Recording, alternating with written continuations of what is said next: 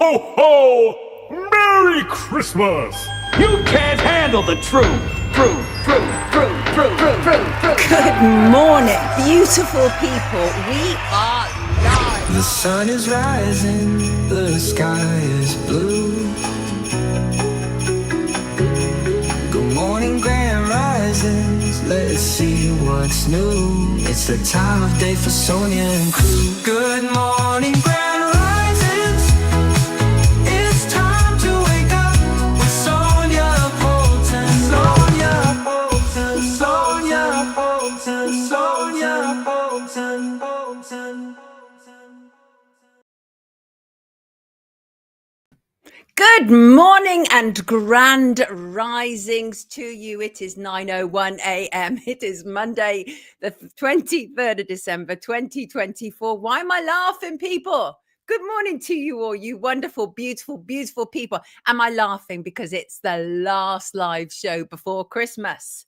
How are you? Great start to the week. Yes, wee man's dad. Yes. Oh, no, that's not what you said. You said grand risings to you too. Yes, you did. Good morning, Marina. It was Marina who said great start to the week. And great start to the week to you all. Good morning, Fazana and Diane. And that's life, but not as we know it. And lovely Marcuson, who, of course, is responsible for our opening jingle. That is NLP'd everybody. And hello, Paula and Wade. How are you, Poppet? Wade in Australia and Vanessa and lovely Marlena in America.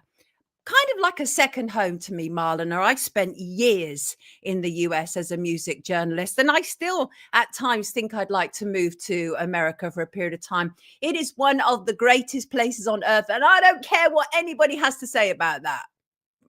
There you go. Good morning to you all. Good morning to you all. And lovely Lizzie, Heidi-O, and Cherry Cupcake. Hello from Wimbledon. Good morning, Claire. How are you, darling? I hope you are all alive and well. And yes, this is Christmas week. As I say, this is the wake up before Christmas. And whether you celebrate Christmas or not, this is the show that celebrates you. It does. Good morning, Kath. Grand risings and happy 18th birthday to your beautiful granddaughter, Caitlin. And it's Lisa's birthday as well today. Grand risings, everybody. Lisa sent me some lovely pictures. I'm going to put them in the Christmas special show, Lisa. But I have a geoengineering picture from Lisa, and we're going to use that a bit later. Yes. Good morning. Wrong account. Monom TV. Oops, wrong account. No problems. Hello. Happy Christmas all. Post Cole to Maria and Susan and the Gamers Original from Cornwall. How are you, lovely Cornwall? Happy birthday, Lisa, says Randy. Excuse me, everybody. Let's have a little clean out of my nose, as you do on a live broadcast. Hello, Daniel. Merry Christmas to you all and all the guys here. I hope you are all beautifully well. I really do. Coming up on today's show, author Sarah Wheeler. Christmas doesn't have to be perfect, you know, just perfect for you. We're going to be talking about the pressure to perfect everything, the stress, the untold stress, unnecessary stress that it creates for people. Don't do it to yourself. You're worth far more than that. And also we'll be joined by Sarah Shebear. She'll be talking about home education and so much more and why they want to destroy it. You know they do. Oh, yes, they do. And we'll be looking at the disinformation surrounding the German market terrorist. Peter Mandelson, Dark Lord to His Excellency, and Gatekeeper Toby Young has been made a lord, and there were you thinking he was one of us. And pubs, digital ID, this time next year, digital ID, 100%. Good news from the family courts, and I don't get to say that expression often. And conscription, it looks like conscription is coming, people. UK soldiers are quitting fast. Maybe they've woken up to the fact they don't want to die in rich man's wars anymore. And celebrities are quitting the anti-animal charity RSPCA. And there was you thinking that charity was there for animals. And finally, you, yes, you, right there, you came to rewrite the rules. And I'm going to tell you exactly why that was. And our thumbnail today is from the brilliant designer, Rachel C., who is usually in the comments. I don't know if she's there at the moment, but thank you, love. I truly appreciate it. I truly appreciate all the support that I receive around here, whatever it is. Yes, I do. Thank you so much. Good morning, Wayne. How are you, love? Cara said, I think you should accept offers to go on MSM. Those audiences need to hear the truth and you would build your audience. Cara, I spent 3 decades in MSM. Nothing changes as a consequence. And all I ended up doing was actually propping up their filthiness. Can't do it, mate. No more. No more, no more, no more, no more. We are naturally building. And I love that. We've literally built from the ground up. And it's wonderful. And let me just show you this image. I think this is funny. This amuses me. This is one of our mods. There's old Zoe. She's got a mug. Some of the eBay orders haven't arrived from your mug. Susanna and Mark, check the tracking.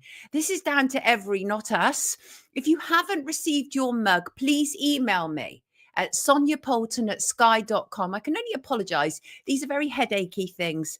I never knew it was going to be such a headache just selling a few mugs.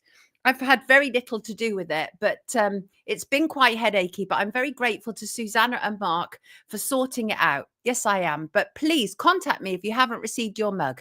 Everybody should have their mugs by now. But if you haven't, contact me, soniapoulton@sky.com. Thank you so much. Yes, thank you so much. And I'm grateful to have had such a good year. The best since 2020, actually, well, since before 2020. 2023 was bad. I was surrounded by a lot of negative energy, but 2024, I've broken free from them and set off in a new direction with Wake Up. And I couldn't be more pleased with where we are after 6 months. I'm delighted. Everything's going beautifully. And it's just where it's all supposed to be. I really do feel that I'm much more in control of my destiny doing this than anywhere else that I've worked. It's wonderful. It's a wonderful feeling. Right, let's have a look at this. This is where Phil watches Wake Up, having breakfast and watching Wake Up and watching Sonia Poulton rather. Phil managed to capture me with a strange expression on my face. I have no idea what I was talking about, but I've got a funny feeling it wasn't nice. And also, I am number 4. This is where I am number 4 is watching Wake Up. I love seeing where you people watch Wake Up. It makes me happy. It does. It makes me happy. I'm a simple girl at heart. I really am. And please keep sending in your pictures. Yes. 2 expressions, by the way, that I want to see the back of in 2025 because they are overused, have lost their purpose, and are weaponized. And those 2 expressions are Islamophobia and anti-Semitism. Both are used to divide and to control us. I'm not Christian. I'm not anything, actually. I'm more spiritual than religious. But it's obvious to me that even during a Christian festival such as Christmas, we are still being dominated by other religions. And that includes those belonging to the Jews and those belonging to the Muslims, which brings me very sadly to the Christmas market attack. As many of you know, I was in Germany a couple of weeks ago. And I had a sense of there, but for the grace of God go we, when I saw the terrorist attack on a German market on Friday.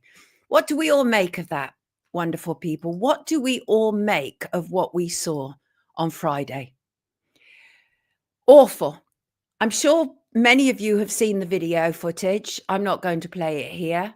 It's horrible. It's devastating. Some people immediately went to, this is a false flag attack. If your first port of call is this is a false flag attack, you're not as half an independent thinker as you think you are. In the same way as mainstream media rush to support official narratives, there are people who consider themselves independent thinkers who immediately believe that everything is make-believe, that everything is propaganda, that everything is a false flag. You are part of the problem. Yeah. Some things are just what they are. Tell me in the comments, what are your thoughts? It was allowed to happen. I was in Leipzig, Christmas market yesterday, very nervous but defiant, feeling with the locals. Terrible, sad event. It's easy to take control of an electric vehicle. Yes, Robert, I agree with you. I agree with you. All of that I agree with. Right, let's look at what we apparently do know, because there's so much mis and disinformation around this. There are some British-based podcasters who said straight away 11 people are dead. And it was a lie. This is atrocious to play with figures about something so serious. So I want to take a look at the levels of confusion that has been created around this story. First of all, what do we apparently know? It's impossible to say we've actually. Now, that is probably one of the most honest comments. Too many people rush to say, I know what happened. I know what took place. This man is this man is that. But what do we really know? Given that what we do know is that we are surrounded by liars in the form of legacy media. But let's talk about what we think we know. And that is on Friday around 7 p.m. UK time, a doctor from Saudi Arabia is accused of using an access lane for emergency vehicles to drive into a Christmas market. This is him. In Magdeburg, killing 5 people, including a child, and injuring more than 200. The suspect has been identified by German media outlets as Talib A. They withhold his last name in line with privacy laws in Germany. It's reported that he was a specialist in psychiatry and psychotherapy. Make it make sense.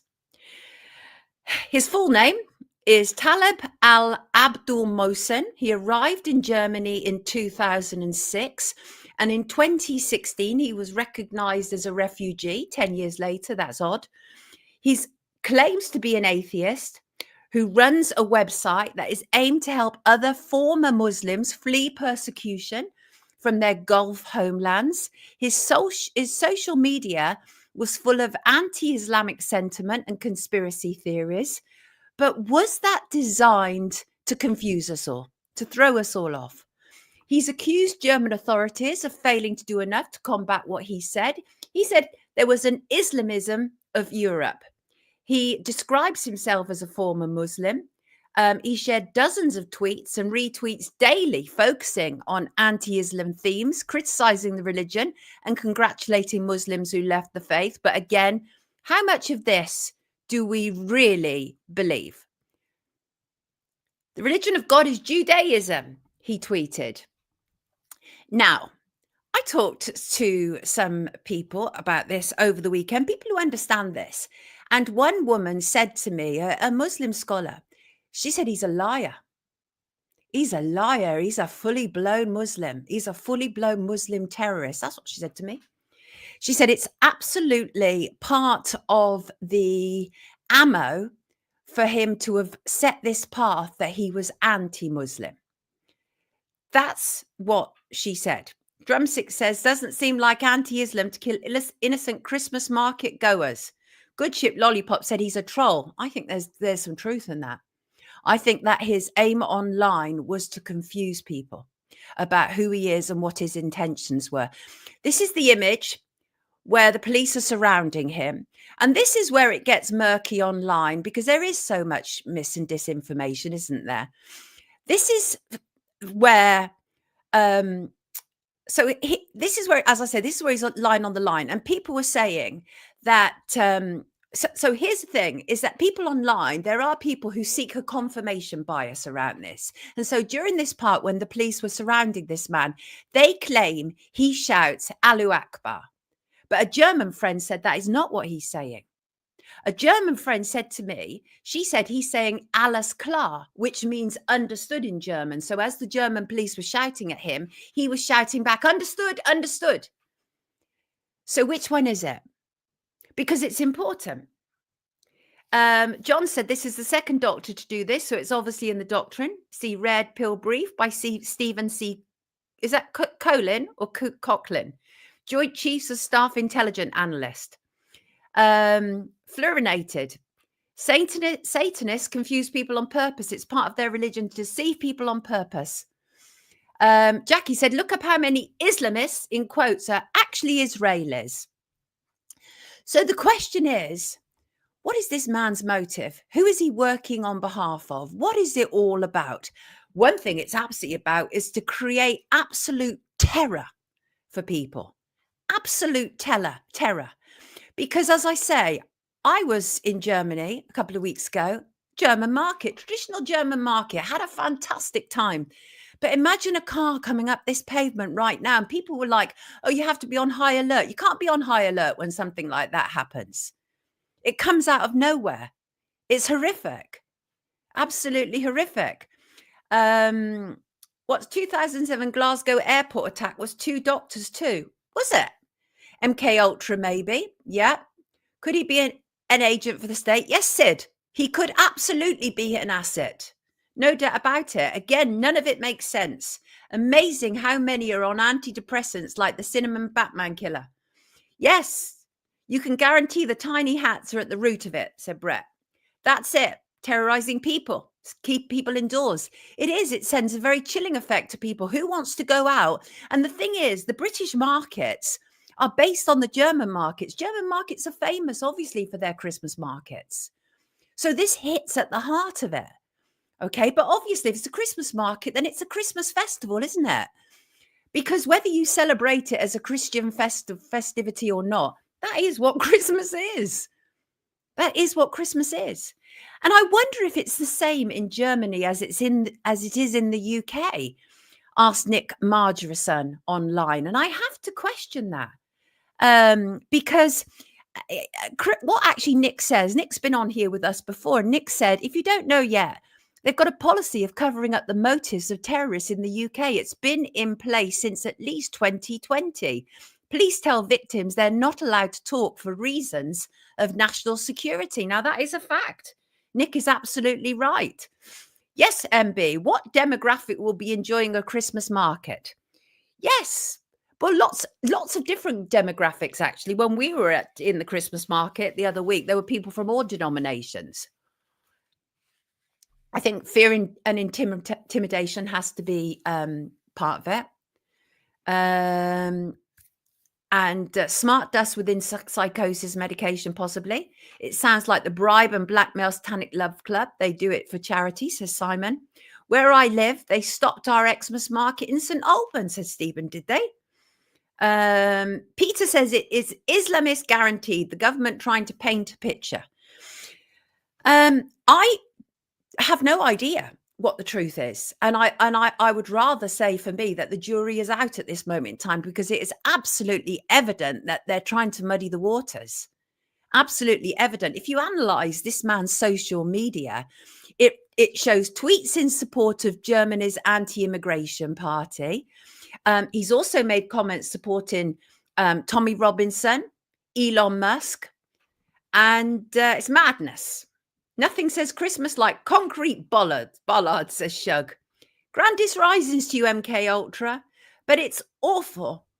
And just absolutely awful. Cannot imagine what it must be like to lose your loved ones and a child. A child. These people are innocent. Awful. Awful. There seems to be religious pagans who are fine, will appreciate Christmas for the pagan trappings, than Satanists who want to eradicate all Christianity. I mean, I see Christmas as cultural rather than religious. I absolutely appreciate and respect it's a religious festivity. I get that. But for me, I celebrate because it's cultural, because we always have in our family. And there are some traditions that we celebrate in our family that I've dispatched with, but not this one. I enjoy it. I do it. It feels end of day stuff. The state of the world is. I get that, Armand. At Christmas is so cruel and evil. They target the innocents to cause most harm. And that is the reality. And that is what's heartbreaking about it. So I don't know. But what I do know is that when I start to see videos online of German police just rounding up people who are Muslim, I have a real problem with that. And that brings me back to my problem with podcasters who are gagging to get online for their likes and subscribes. They don't care that life is lost. And they're like, yeah, 11 people. No, not 11 people. Stop lying. Stop being a pawn of the state. You probably know who I'm referring to. Don't need to call out people. They know who they are. They know what they're doing. And if you play into those kind of lies, then you are part of the problem. That's what I have to say about that. Who's an old hippie? MK is an old hippie. Warren Thornton asks, I wonder why Hungary rarely have terrorist attacks. Why is that, Warren? Supply me with the answer, my love. Satanic is not against God. They can't believe in God. Only Luciferian want total domination. Yeah, Randy, 5 dead, lots of wounded. It's terrible. Absolutely horrendous. There's nothing I can say to make the situation better. It's horrible. It's absolutely horrible. And it's designed to hurt us. That's the plan. It's designed to hurt us. Okay, what do I want to bring on? I wonder if I can refer to this. First of all, I wanted to talk about Peter Mandelson, but I think I might have, let me see if I can just bring this in. Peter Mandelson, of course, many of you will be very familiar with Peter Mandelson. Desktop, where am I? Let me just see if I've got it here. Yes, please just bear with me. Why have I, there we go. There it is. That's what I'm looking for. Peter Mandelson has been made the UK ambassador to the USA, and we touched upon it on Friday. There he is, Peter Mandelson with one of his great chums, Jeffrey Epstein, or Epstein, however you want to pronounce it. And the top one is where they're out shopping together, and the bottom one is where Mandelson, I can't talk today, where Mandelson is being presented with a birthday cake. So let me just talk you through what's going on. So Lord Mandelson, as he now is, will soon be taking up residence in the frankly opulent and recently refurbished British Embassy in Washington, D.C. He'll be introduced on state occasions as His Excellency, as is the custom, from Dark Lord, as he became known, to His Excellency. They really choose them, don't they? They really choose them. This man has been subject to numerous controversies, including resigning from Tony Blair's government. He was accused of helping an Indian billionaire to secure a British passport. But there's loads more controversies. He'd previously resigned as Trade Secretary after it emerged that he'd borrowed a substantial sum from a fellow cabinet minister to buy a house. And he was really the main architect behind Tony Blair's New Labour. And because in the 1980s, Labour was really like having a lot of problems. And Mandelson came in and injected that very middle class air that it became famous for, that sort of champagne socialism. By 1992, he'd been elected as an MP. He played a secretive role. He had a code name Bobby. And that was in order to help Tony Blair secure the Labour leadership. He has garnered a reputation as being kind of like Svengali-like, operating behind the scenes, a handler, as it were. He was revered by admirers. He was viewed as a villain by many on the left. And Brett's making me laugh already. And he was elevated to the House of Lords, spent 4 years as the European Union's Trade Commissioner. And as the UK's man on the ground in Washington, he'll have access to the Trump team. He co-founded Global Council. His relationships have come under scrutiny. There's a shocker. And in 2008, one of his contacts was the Russian billionaire Oleg Deripaska, put him on the front pages.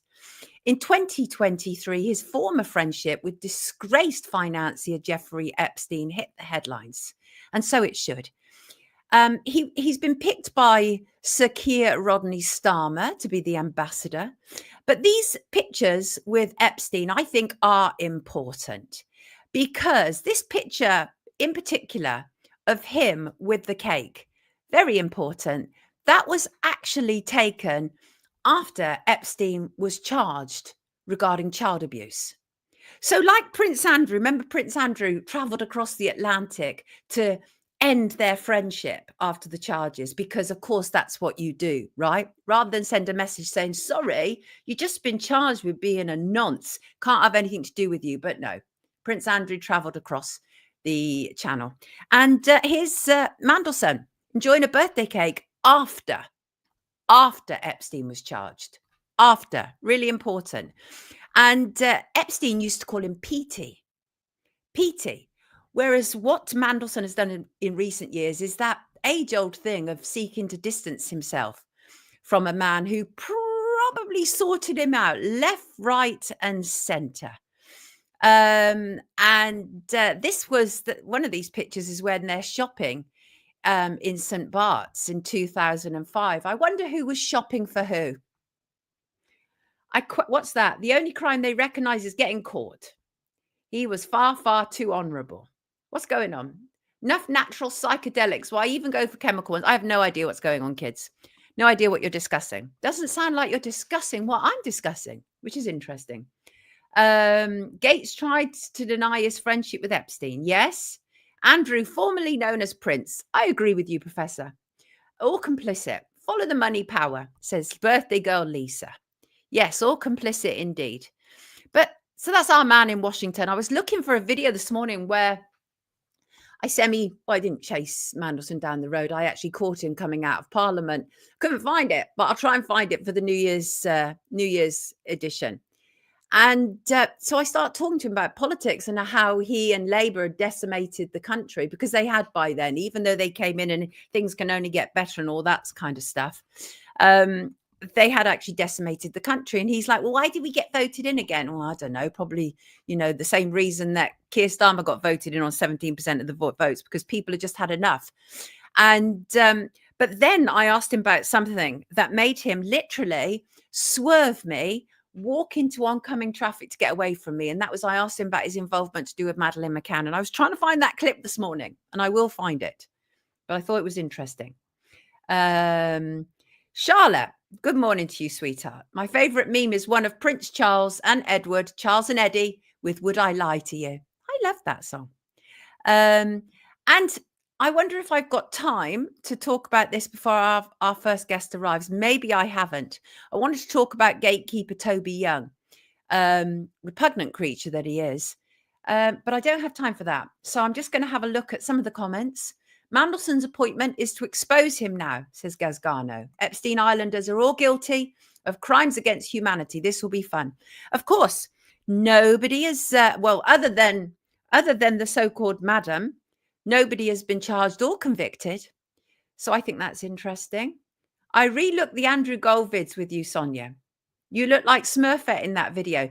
Yeah, Randy, that's one of the most egregious recordings of me in terms of what I look like. I'm blue and pink. We were actually discussing that last week when I went to see Andrew, and he said, yeah, we overdid the blue on you. Yeah, Coco. But you know what? The thing about me is, for the most part, I'm like about content. So if I don't look as glorious as I want to look on screen, c'est la vie. It's not the most important thing to me anymore. I don't think it ever was, actually. Yeah. Toby, anything but free speech, young. Hey, Joanne, first time seeing you live. You're very welcome. Welcome to the comments. Lovely to have you. Germany is just a couple of degrees warmer, says Frank, calling out their perpetrators. The spotlight will prove fatal for him. Sometimes them being front and center works. I have to agree with you, Matrix. Have to agree with you. That is a reality, isn't it? Is that, you know what they say, right? And that is sunlight is the best disinfectant, because somebody like a Mandelson has been able to operate in the background, like a Michael Gove. Creepy people. Is the birthday cake picture in Pizza Express woking? I don't know, Cosmic. I don't know. Thank you, Adele. I appreciate that. Soul Sound. At 57, my ego is gone. I regularly go to the shops in my slippers. Okay, Chris, that might be a bit far for me. Now, I don't know if I would actually do that, but I get you. Literally no judgment from me here. No judgment at all. Because why ever not? The thing is I think that we've spent far too long worrying about what other people think. We talk about that a lot around here. And I think it's really important to just be yourself. Because you know what they say, right? And that is everybody else is taken. And never a truer word or sentiment, really. And that is, many people try and copy what other people are doing. They're like, oh, that's a really good format. That works. I'm going to do it like that. No, follow your own path. Be you. The road less traveled and all that good stuff. That's why Billy Gates is trying to block out the sun. Andy, that's a fact. No, free steamer. I wouldn't let go of look after my kids. No, I wouldn't. Isn't it fun? Do you remember how Michael Gove always managed to find himself in the middle of those those protests, COVID protests, and what other protests did he find? And so I think it was a Tommy Robinson protest. Somehow he was just walking in the middle of the street. Shug said, where I come from, they go to shops in boxers and baffies, slippers. Yikes. Do they? Do they really, Shug? Okay. That's interesting. Good to know.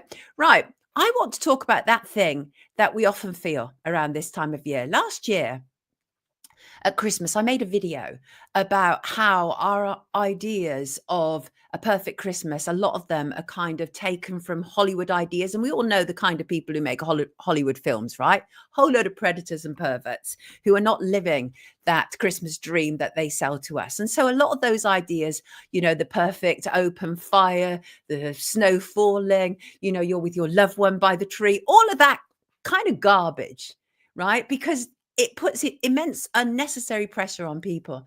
I'm going to talk to a lovely, lovely woman about the pressure to be perfect at Christmas and why we reject it. Because we do, don't we, Sarah? We reject perfection at Christmas, don't we, darling? Reject it at Christmas and always. Hashtag reject. Everybody. Hashtag reject. Hashtag everybody. This is the lovely, lovely Sarah Wheeler. And Sarah, you're a yoga teacher, you're an author, and I've talked to you a number of times, and I love your take on life really in general. Do you feel pressure to be perfect at this time of year? Oh, yeah, only every day over the Christmas period, for sure. And I think mostly people do, to be honest. Yeah, I noticed myself this morning feeling like, okay, I need to go out, I need to go and get this extra thing, and I need to do this, and I need to do that, and I haven't got, I had this idea to get my boyfriend an extra present, and I was like, oh, hang on a minute, whoa. Right. whoa. Right. Yeah, Right. don't need to do the running around. We made an agreement in our household, and that is we're doing smaller presents. Birthdays we make a big deal about, right? We spend a fortune, do huge things.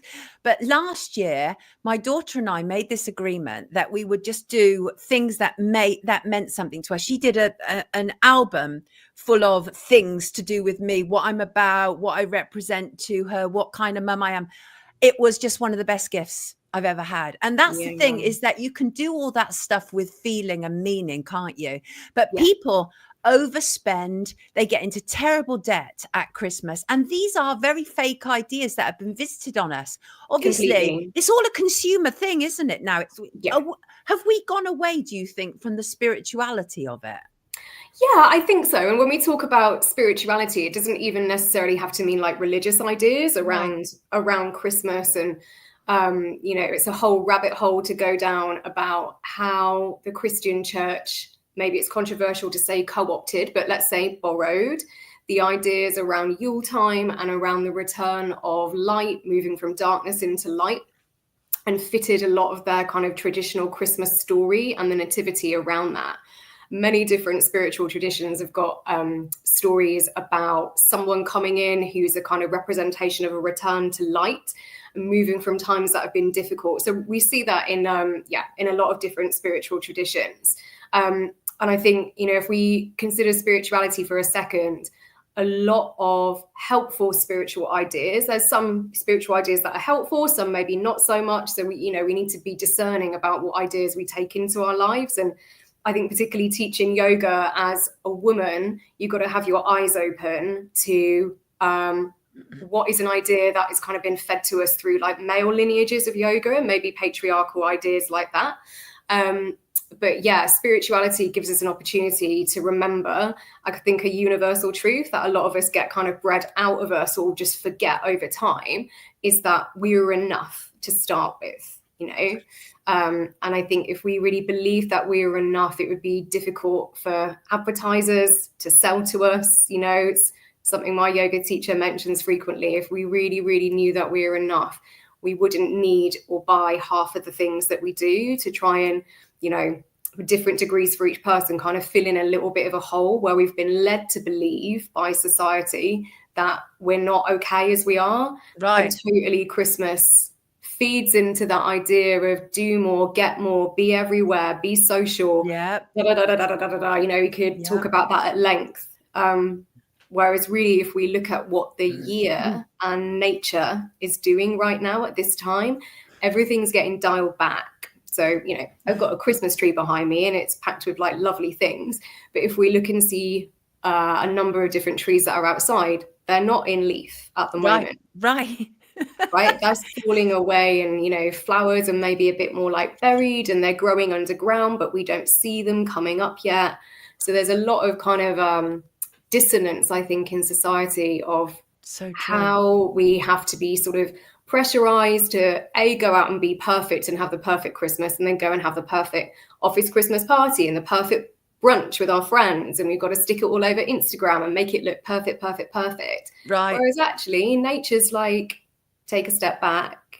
It's okay to kind of, you know, almost like go dark for a little bit at this time of year and sort of fall down between the cracks, you know? Right. You're absolutely right. It's completely opposite to what actually nature is instructing us to do. Right. And I think it's enough, that whole, I mean, not enough. I think it's interesting, that whole concept of enough, which of course is the title of your second book. And I think that's what's important, because we're, as you say, so spot on. We're constantly told we're not good enough, that we're lacking, that we are imperfect. Yeah, we're imperfect, but there's perfection in that imperfection. And I think that's what we need to kind of drill down on more. But let's talk about enough, because you have a chapter in your book called Allowing Imperfection.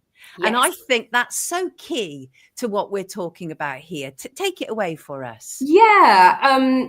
You know, I wrote, I'll show you it. Here she is. Here's a copy of my book. Wonderful. Love it. Love it. Bright light behind it as we're moving into the light. We love that. We will have a link in the description to Enough, and also to your first book, Shadow and Rose. But let's talk about Enough first. Sure. What was the question again, Sonia? Allowing imperfection. Yeah, about the chapter you've actually written. Now, the thing is that I think we should give people, who are not familiar with you, some background into you, because one of the things that I love about you is you've been really candid about your own struggles. And one of your own struggles has involved anorexia. And we've talked about eating disorders before, because I was bulimic for years, and like you, no shame in it. I talk about it in order to be able to enlighten and educate and take away that shame, all the reasons that you do as well, right? And to work through it. So I think, first of all, that's really curious, because just to say to you, and that is, in terms of anorexia, is that about achieving perfection, or is it about control? What is that? Did you ever get to the kind of bottom of the nub of what was driving you? I think it's about all of those things. And it's interesting that you've brought up the eating disorder topic, because I was seeing if maybe we could kind of touch into that somehow during 100% anyway, because I think it's incredibly linked up. Well, gluttony is a big feature of this season as well, isn't it? We're completely out of tune with our bodies in terms of food as well. We eat too much, we drink too much. People rejoice in the idea they feel sick after their Christmas dinner, for goodness sake. Right. Go for it. It is a challenging time of year, this time of year, for I think anyone who has a beating heart, if they're really honest with themselves. It's a particularly challenging time for people who are sort of actively in or managing recovery and integration around eating disorders. And I think much of the kind of foundational themes, I guess you would say, about what drives an eating disorder, there's many different things. We've got things that we might be kind of biologically predisposed to. There's a lot of research coming now about certain genes that don't say you have to get an eating disorder, but if that gene is triggered by some sort of trauma, then it's more likely to sort of play out in your life later down the line. And then you've got the kind of cultural factors of perfection that we see a lot of the time in images, and, you know, social media's got a lot to answer for. When I was growing up, it was more to do with TV and, you know, MTV and magazines and stuff like that.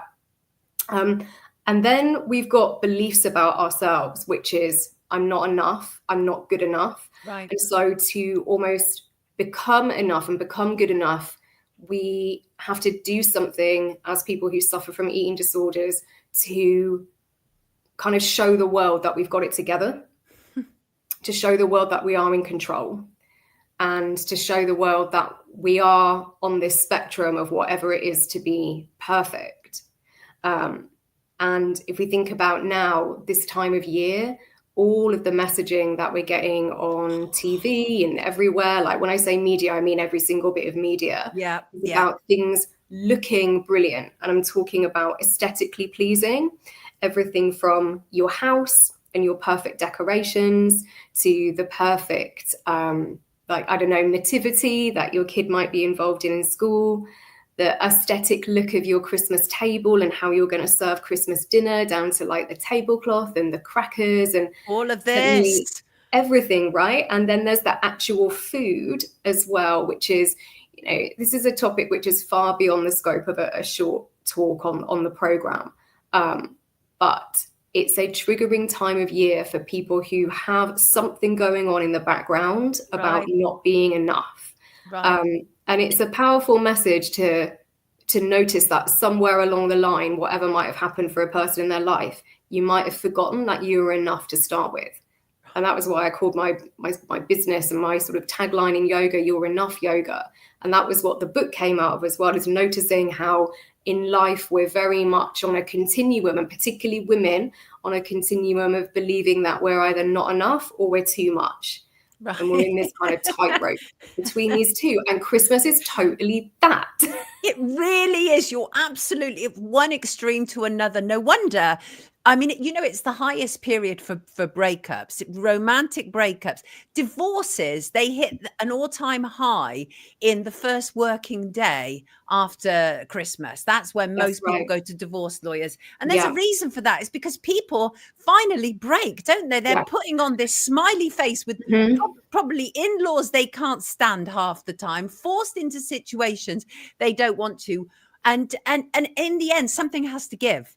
Something has to give, which is why when you and I were talking over the weekend, I'm so glad you joined me, because I think this is such a perfect conversation to have, because everybody in media land is talking about how you need to get more stuff on your tree, more, right? Absolute. Everything is about gluttony, overabundance. What about when you have enough? You're already abundant, right, Sarah? It's we have to start changing our mind state. And I just think that your approach is so perfect, because perfect. Look at that again. See, there it is again.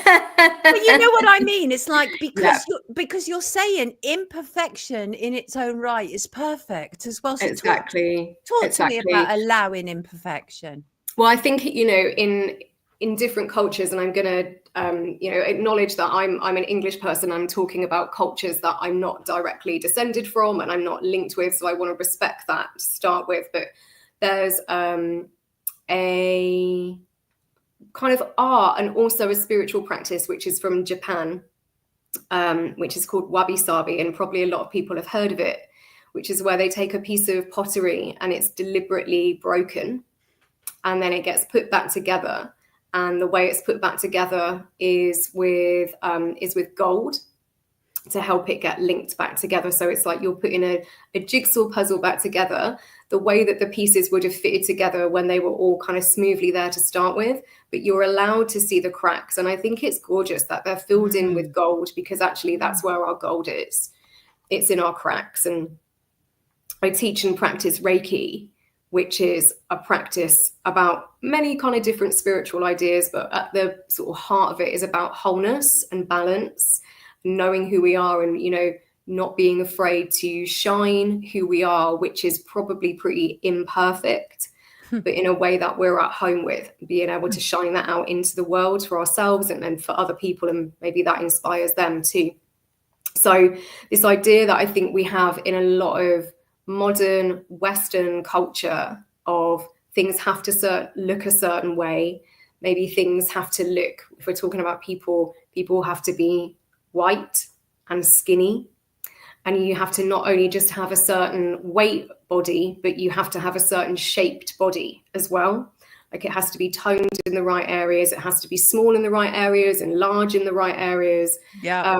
And again, like just going back to our topic, all of that is like mapped onto Christmas, where we have like the right amount of lights that it doesn't look too gaudy, but we have some lights and it's like a little kind of nod towards, oh yeah, we're being really sparkly and fun, but not in a kind of gaudy way. Well, I'm like, okay, if you want to have your house look super gaudy, go for it. I think that's awesome. You know, at least it's authentic. It's what somebody genuinely wants. See, I think authenticity is the key, isn't it? Exactly. Even if you rock up, for example, like blowing your nose or whatever on a live broadcast, at least people know it's real. They know it's real. And we're all sick and tired of this sanitized Kardashian nonsense where not one of them has the face that they were born with. They were already good looking by our standards. They were already good looking, but even they have proven that good looking is not good enough, right? And then they I think that's so sad. It's so sad because if we you know, we happen to be talking about the Kardashians, if we look at photographs of them maybe pre-surgery, looking pretty great, you know, looking nice, whatever that means. So we can interpret that in different ways. But as a person who has been around the block in terms of like body image issues and stuff like that, it's a sad thing to see a person continually take cosmetic surgery and be making, you know, quite obvious changes to their body. And that's a person's right to do that. You can do that until the cows come home. Like you're allowed. You can see your body. You can do whatever the fuck you want with it, frankly. But I wonder, knowing my background, I wonder what drives that. Like, what's the hole that is being stuffed up by the next surgery and the next surgery? Yeah, for sure. Yeah. I mean, you know, you've got a problem when your mum has pimped you out, right? You know, you've got a problem. And that's what Kris Jenner did. Kris Jenner is a pimp. And all her daughters are basic, you know, kind of like famous pros. That's the deal. And I loathe what they've done to society with their fake body images, where they basically stole the idea of, you know, the backsides from Black women. Sure. And it looks so unnatural on white women to have those kind of butts. So unnatural. And so I think all of that is interesting. And of course, they are actually a good example, again, of the excesses of this season. They have their fake Christmas parties and it's all extreme. I wonder if there's going to come a stage in our lifetime when we're going to be able to actually properly get away from materialism. Can you see it at all on the horizon? I can. I really can. And I think that's a hopeful thing. I'm not saying it's going to happen next week or next year or in 5 or 10 years. But I do think that there's way more people who are waking up, to use your terminology, to exactly what you just said, to their own authenticity. And remembering bit by bit, again, it's not an overnight process, that, oh, okay, maybe like I was all right to start with. And maybe things happened in my life that led me to believe that I wasn't okay and I wasn't enough and I wasn't worthy. And actually, like, I've been kind of over here being all right to start with. And it's not my problem that I'm not enough. It's society's problem. And that's the thing that we have to look at, particularly, you know, linking again, if we were going to use the eating disorder topic as an example, it's never a person's fault that they end up in a psychological situation with a mental illness, because A, they didn't ask for it. B, look at the way society functions and how that feeds into a person who might have already been led to believe, you know. Yeah. The thing is, not so great over here. Society has really given me evidence to believe that.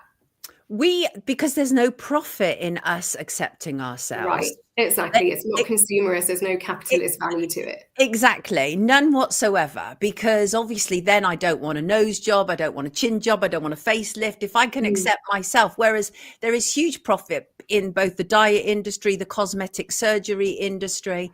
And I've spent this year trying to strip back, like properly trying to strip back that I don't. And now I look at the kind of basic products that I use. We're talking minimal. I hardly use any products at all. I use a bit of makeup, but in terms of my skin, very minimal skincare these days. And I love it. I feel healthier for it. Right. You know, all of that stuff. So we are constantly being pushed into a direction, not only to overspend, but do really dangerous and unhealthy things to our body in the pursuit of a beauty that has been designed by people who are not us. and are not like us. And this Mhm. is why I go back to that whole Hollywood dream of what Christmas is supposed to be like.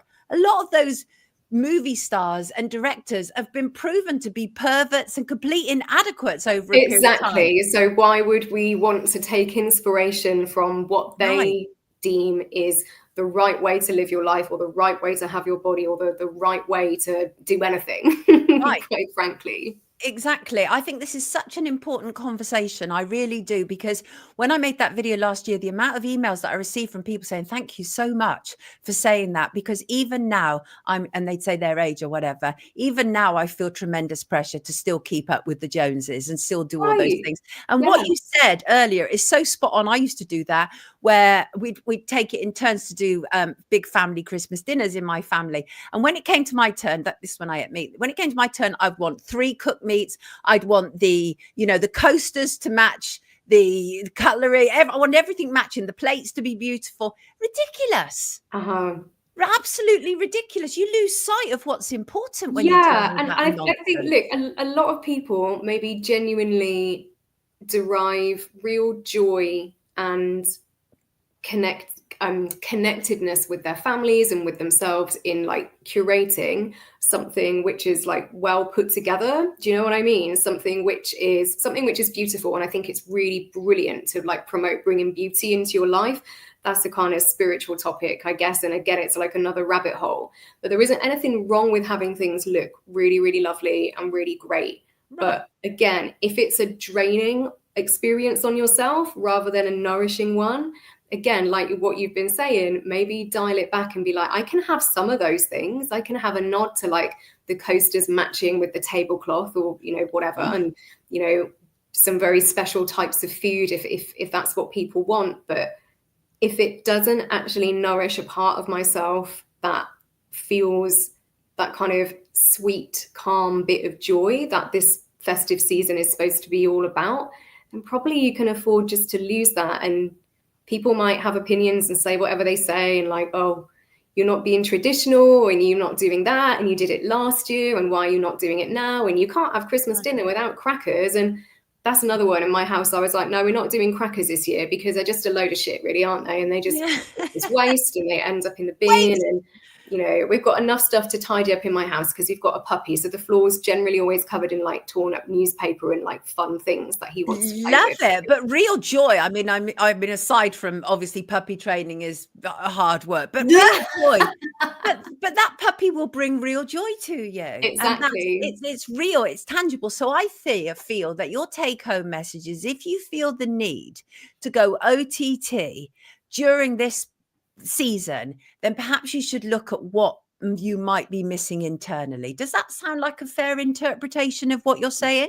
Yeah, I think so. And I think maybe just to tweak it is, I wouldn't even necessarily say missing, but what is there a wound or a need that you need to attend to in a way which is more focused on really caring for yourself, rather than having to, someone's just put something in the chat there about a final sprint. Yeah, it's really crazy. Like their energy just like ramps up, and it just feels so much. Doesn't it?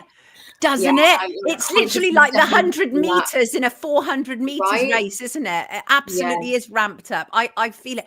I think that's all designed as well, though. It's completely contrived. Completely, it's everywhere, and the music gets turned up in the supermarket, and the advertising is all over the place, and there's an advert for that bakery. It's Greg's, and they have their advertising is for like 3 different coffees. People got all their different opinions about coffee. Personally, I don't really drink it anymore because it makes me anxious and makes my heart beat too fast. Right. However, nothing wrong with having one every now and again. I looked at this poster and it just said, for the festive rush. I was like, caught you. Such blatant advertising to make you feel a certain way, and that you need your coffee because you have to get into that rush. It's like, maybe you don't. The wheels aren't going to fall off your life if you don't be like legging it around Sainsbury's at God knows what o'clock, because like what I was thinking this morning, I've forgotten to get this thing. So yeah, what's in the background? What are the wounds or the needs that kind of drive what we think we have to do, contrasted with what would actually be like nourishing and caring and authentic, like truthful to ourselves? Absolutely. I'm going in for cosmic surgery, says Cosmic. We'd rather love that. That's a wonderful thing. Armin said another good thing is to volunteer to help the homeless soup kitchen. I get a lot of satisfaction from helping others. Yeah, in the service of other people is a wonderful thing. Beautiful. A wonderful Yeah. thing. I think one last thing to say, if I'm pretty sure everyone will probably have like a local food bank nearby to them, and if you're in a position, if you've got the privilege to be able to buy a few things that you can give to the food bank, maybe just at Christmas or every week, that's a really nice thing to do, and it pays forward the fact that some people have got some money that we can use to, you know, benefit other people and not just ourselves, you know. Thank you for joining me this morning. Absolutely lovely to see you. You are glowing, by the way. You look Oh, absolutely thank you. lovely and glowy because you are enough. She's enough. Everybody, yeah, whoop, whoop, hashtag enough. Everybody, lovely yoga teacher, author, and just decent human being, Sarah Wheeler, Yeah. everybody. Happy Back at Christmas you, to Sonia. you. Back at you too, darling. We're doing lots of symbolisms, aren't we? There's going to be somebody saying they're Illuminati. Yeah, right. Let's get that out straight away. Take good care of yourself. Love to that puppy, Sarah Yeah. Wheeler, everybody. Have a Lots lovely of love. Christmas, everyone. Take care of yourselves. You too, darling. Take Bye. care. Bye. Bye. Yes, she's lovely. Yes, she is very lovely. Isn't she lovely? I put baking soda in the, what do you do? What do you do? I put baking soda in the powder compartment and the vinegar in the liquid smelly compartment. Keeps your machine clean, as well as there's lots of wax in commercial powders. Are you talking about washing clothes? Baking soda is fantastic. Is it me, or does this lady look a bit like Kate Middleton? Robert wants to know. Kate Middleton, I've never seen anybody who's supposed to have had cancer look so fabulous. Double meaning again. Took me a few seconds. What's going on, Cara? What was the double meaning, Poppet? There is a resemblance, Health, said the Blue Nomad. There you go. There you go. And wait, I don't. Some of these stories that I want to cover might not have enough before the next guest, so I don't want to crack into them just in case. Just want to say, here's something I don't get to say very often, and that is good news from the family courts. I can't tell you the amount of people who contact me because they have had their children essentially stolen by the state, and it can sometimes be for the most ridiculous reasons. When children are taken from parents, please do not always assume that the parents are bad. That is a falsehood. Some are. Some parents should not be parents. Some parents are very bad for their children, as we saw with little Sarah Sharif recently, and similar. But the reality is that there's an awful lot of children who are quite literally stolen by the state. It's a business. It is an absolute business, fostering and putting children in homes. And so many parents and children have been dealt a terrible hand in the family courts. Very little is ever done about it because of the supreme secrecy that operates within the family court system. We saw that, as I say, last week, when the judge who gave Sarah Sharif to her brutal father had his identity hidden by the judge who gave Sarah's father and stepmother life. Now, I think that when you're in a position such as a high court family judge, when you're in a position to be making decisions on people's lives, the public absolutely have a right to know who you are. Why the secrecy? Anyway, the excellent news from a number of journalists who have been working on this for a period of time, including journalist Louise Tickle. She's campaigned for serious change within the family courts. And from early next year, journalists will be allowed to ask for permission to report on family court cases in England and Wales, and not before time. I cannot tell you how many serious injustices have taken place. Certainly, I reckon I've been covering family courts probably now for between 10 and 15 years. And the amount of injustices that I've seen, just absolutely heinous. The fact is that we should be investing in keeping families together. It is only a small percentage of parents who are bad for their children. It is a small percentage. It is not the majority. Most parents want the best for their children. Of that, I'm absolutely certain. And parents have been demonized because the state want to take over parenting. We've seen that for a very long time. And in fact, I want to discuss that with our next guest because it's something that she knows a great deal about. So yes, good news. Family courts, a little bit more transparency, and frankly, not before time. Let us welcome lovely Sarah She-Bear to the stage. Good morning, Sarah. How are you? Our second Sarah of the morning. I prefer to be called She-Bear if that's okay. Just She-Bear? Just She-Bear. Then that I shall call you. Why do you call yourself She-Bear? She Bear is my spiritual name. It's the energy of the mama bear who protects and, Mm. you know, looks after those loved ones around her. And yeah, there's a story in my life where one of my cubs was being mistreated by a partner, and my she bear truly came out. Oh, do not mess with a mother, especially when she's a she bear, right? Did you catch some of what I was saying about the family courts and the lack of transparency that has Yeah, been in the family courts, and how they are continually using this heinous murder of Sarah Sharif to push forward all manner of agendas? But it is good that we're going to get some more transparency in the family courts. But one of the things that I know that you can talk about, because you're passionate about it, is this whole issue that they are using poor little Sarah, poor little Sarah, to force through more laws to do with home education. Now, just to give you a bit of background, I for a period of time, I home educated my daughter between primary school and secondary school. I gave her a choice throughout her entire school years, by the way, that she could be home educated. And she chose actually to be in school. She liked the socialization of the classroom, but she came out for 3 years in between primary school and secondary school, and then went back in at 13. And I believe that those 3 years was absolutely perfect. It broke the compliance, all that kind of stuff, really important stuff. But you are passionate about home education, right? Can you see the state arm attempting to overreach into home education right now? definitely, definitely. You know, I done education studies degree, and my dissertation was on home education, a poorly child, because at the time my youngest son was poorly, and the school just couldn't understand that he hasn't got enough energy. He can't even get up and get washed and get to school, let alone sit in a class. And he was sort of always falling asleep. And it was quite embarrassing because I was actually working in that school. So Oh, wow. exactly, as a teaching assistant, but I thought, no, this isn't right for this child. You know, I'd done my education studies degree because I wanted to be a teacher, but on reflection, I didn't want to be a teacher. I wanted to be a guide on the side, not Right. a page on the stage, to coin a phrase.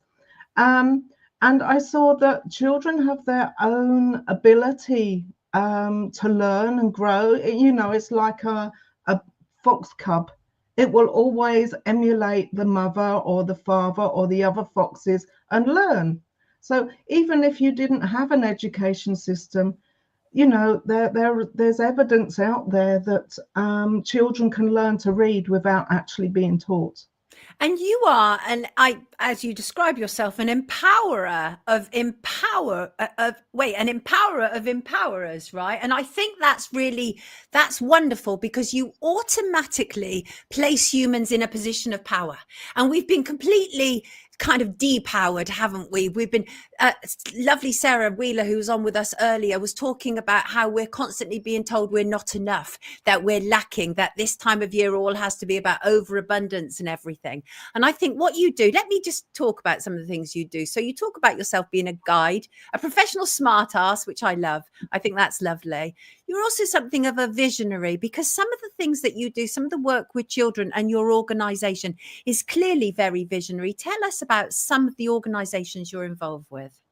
Well, one of my main websites is called The Kingdom of Britain, and on there are templates for future systems. So an alternative to the government system, which is called decentralized project-based governance. And one of my true loves is what I term empowerment centers. See, there's a theme here. And an Love it. empowerment on my website, and this was like channeled, guided, whatever. I had this inspiration, I had to get it down there. An empowerment center is a mixture of sort of home education, self-directed learning, so on. It's where not just children can go to have resources to learn through their passion, through play, through everything, but I see it as a hub for the whole community.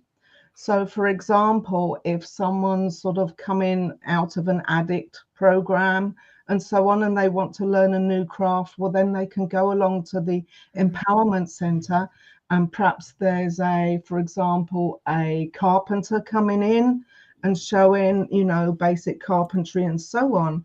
It may, it gives people that opportunity to actually, and young people, obviously all people, the opportunity to find new things to do, find their passion and so on, and then build that into their career.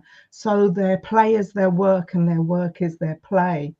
And, and I see these empowerment centers being, the elderly coming in with the youngsters, and perhaps, the young techie nerds teaching Ethel or Flo, the older ladies, how to send an email. Love that. And then, Flo and Ethel telling the children how it was in their day, how they used to, grow things in their garden, how they used to be sort of self-sustainable. And I see that it can bring in many, many topics. And, this idea of qualifications, where it's just like a child can either, keep it in their head and regurgitate it or not. But how about project-based? How about a, portfolio? So, for example, there's perhaps a young chap, he loves carpentry, so he's going to build his portfolio like in the, when you're doing an experiment. Okay, I'm going to build a footstool. Okay, I need this, this, and this. It's going to cost me this much to buy those resources. I need to do measuring. I need to do this. He's going to write it up. He's going to take photos. He may talk about the steps he's done and the mistakes he's made. And then at the end, you see this lovely footstool, which has been done with love. Love it. Love it. And then, from his project portfolio, he could go along he could show customers, he could show further training facilities, he could show employers his portfolio, and they can actually see, wow, this guy's got some good skills in this carpentry area. Because he's been allowed to have. That's the thing, is that I was born into poverty, but every one of my siblings are extremely resourceful, because we learned as children to make this, basically kind of make, do and mend about everything, to create, good food dishes out of 3 ingredients, all that kind of stuff, right? Which I've carried with me throughout my adult life. But you've seen the school environment and you know what it's about. It's about compliance. It's about essentially reducing children to nothing but a number, right? About stocking the factories. It's not about creating critical thinkers, or about having people explore their own natural talents. Let me just give you this as a thought, right? And that is, if you were suddenly, for whatever reason, given the power to redesign the education system, what would you introduce into schools for children? Well, firstly, you need common sense. Yeah. The children need to have room to explore and experiment and find themselves. So it's about, finding their spirituality, getting out and connecting with nature and so on. I would totally squash the current education system. It's not in my world. In my world, we've got empowerment centers, and we love that, and it's important. But the thing is we all know what mainstream education is about. Absolutely. And that is how, and we have to be careful because we're on a YouTube live stream, but that's how so many people went along with the compliance of the last 4 years, because they've come through a system which tells them that they have to follow orders. Now, I happen to have been born to a woman who was a natural born rebel, and I was literally taught to not only be anti-establishment, but to essentially certainly not follow orders, because orders are usually given by people who don't actually have your well-being at heart. Whereas a lot of the projects that you're involved with is all about getting the very best out of humanity, isn't it? I think that's the important thing, and recognizing that. Let me ask you this. A lot of people who are involved in the kind of work you do, it's because they've had a very tough journey themselves. How would you kind of describe your journey of life, Sheba? I've had about 5 different lives in one life. What do you mean by that? Well, I started off going down the routes. Yeah, you're meant to get married, you're meant to have children and so on. But I was very much a tomboy. And so I went down the route and I was married for a while. We think, well, what's next? Oh, well, let's have children. So I had one child and so on. And I always vowed I wouldn't have children. But obviously you do, because that's what society says. And then, well, no, there's something still not right here. So I had a second child. No, I got depression and all of this and all of that. Oh, how painful. I was not happy with my life. And I had a liberating spark when I bought myself my first power tool and, and put curtain rails up and so on. Yeah.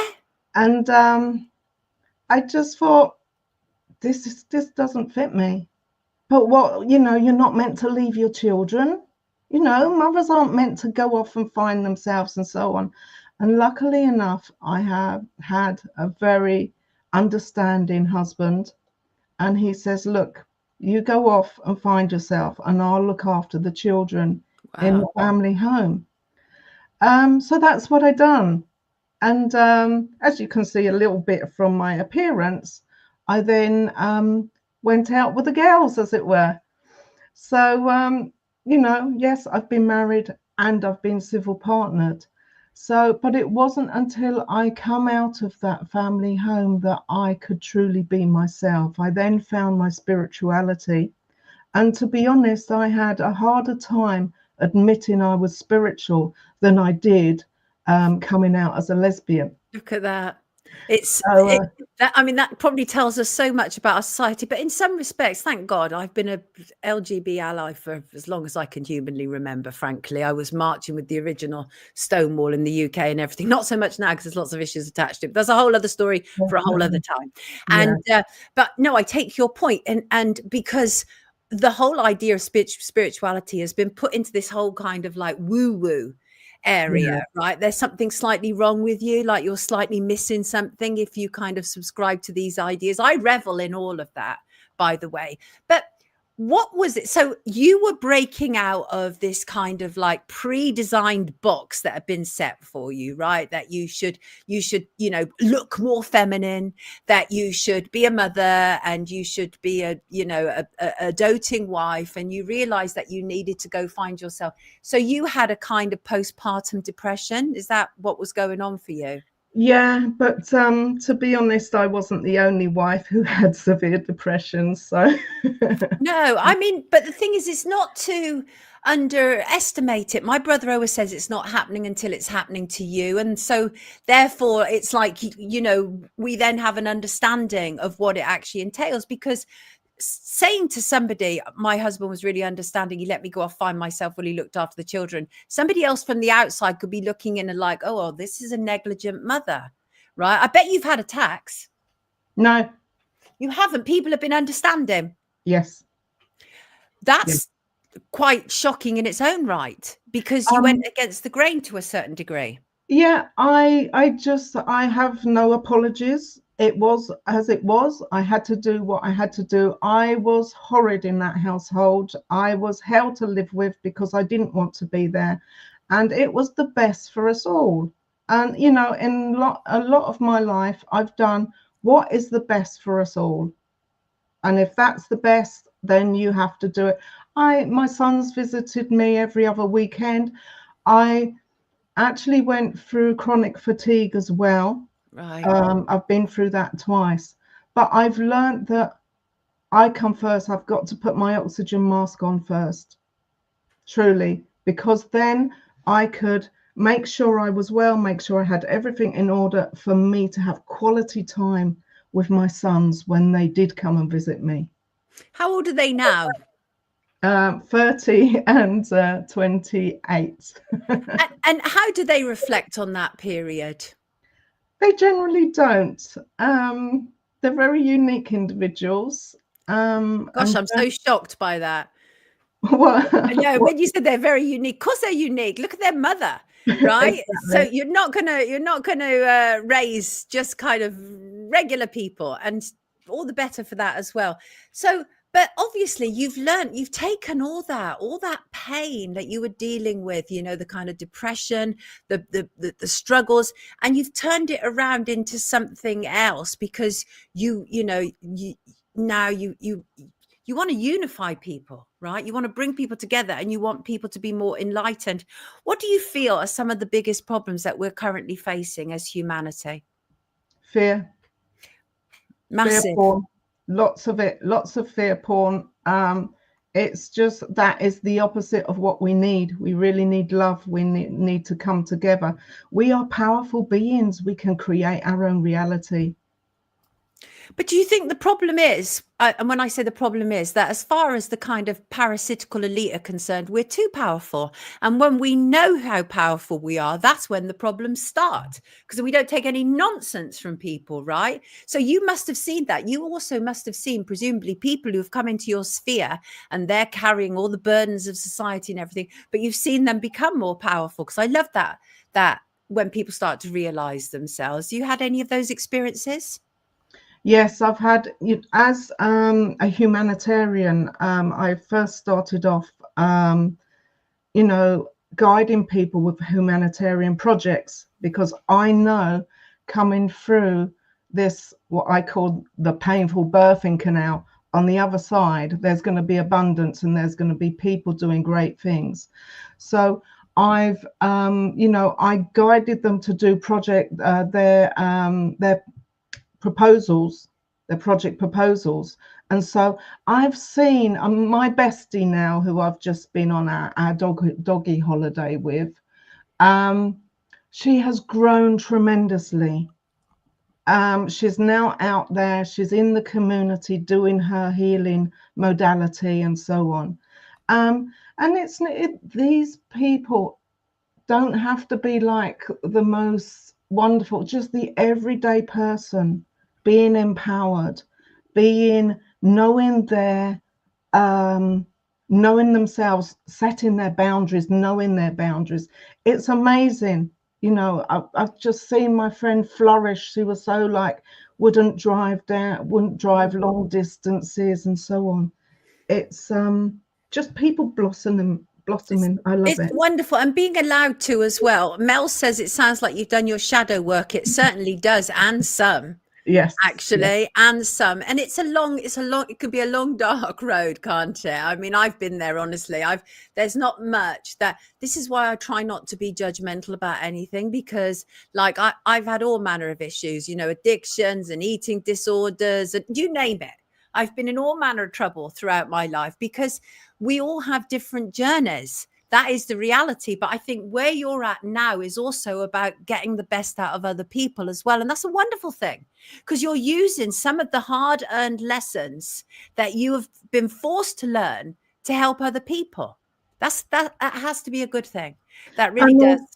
I'm also a qualified life coach, but I don't call it life coaching. I call it holistic coaching, because I can coach like business, IT, spirituality, education. I can coach in a wide variety of things. But for me, the important thing isn't telling people how they should do it. It is asking them a question so they will dig deep inside so they can find their own answers. I can give them examples of what I've been through, but it will never match their scenario, because they are unique beings. But it's that key, it's that curiosity. So think to yourself, what can I do? What have I got? Like you did, as a young person, you made the best of what you've got. Right, exactly. And that is the thing. Sometimes when I reflect back on my parents, my father leaving when I was 3, and now as an adult, I get it. Right.